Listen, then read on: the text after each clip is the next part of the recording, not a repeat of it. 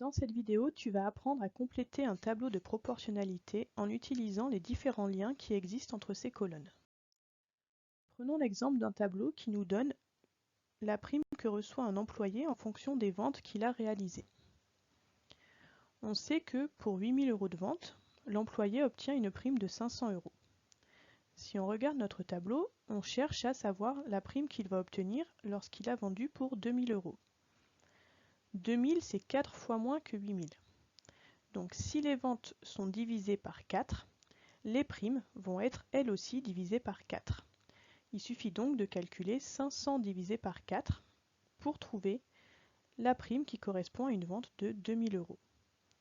Donc pour une vente de 2 000 €, l'employé va avoir une prime de 125 €. Voici. 1000, c'est le double de 500. Donc si les primes doublent, ça veut dire que les ventes avaient doublé aussi. Et donc, pour trouver les ventes qui correspondent à une prime de 1 000 €, il suffit donc de calculer 8 000 fois 2, qui nous donne donc 16 000.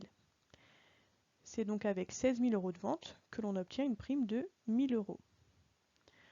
En plus donc de multiplier les nombres d'une colonne ou diviser les nombres d'une colonne pour en obtenir une autre, on peut aussi ajouter deux colonnes entre elles. Par exemple, 38 000 ici. Pour trouver la prime qui correspond à une vente de 38 000 €, on peut observer dans notre tableau que 38 000, c'est la somme de 18 000 et 20 000. Et donc qu'en ajoutant ces deux valeurs, on obtient donc 38 000. Donc si les ventes s'additionnent, les primes correspondantes vont s'additionner aussi. Et donc pour avoir la prime qui correspond à une vente de 38 000 €, on va ajouter donc 1125, la prime qui correspond à 18 000, et 1250, la prime qui correspond à 20 000.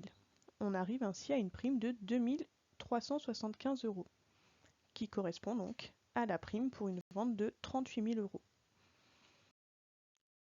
Il faut donc se souvenir que pour compléter un tableau de proportionnalité, on peut faire différentes choses sur les colonnes. Soit multiplier les valeurs d'une colonne par un même nombre non nul, ou les diviser par un même nombre non nul pour arriver aux valeurs d'une deuxième colonne, ou alors on peut ajouter ou soustraire les nombres de deux colonnes pour en obtenir une troisième.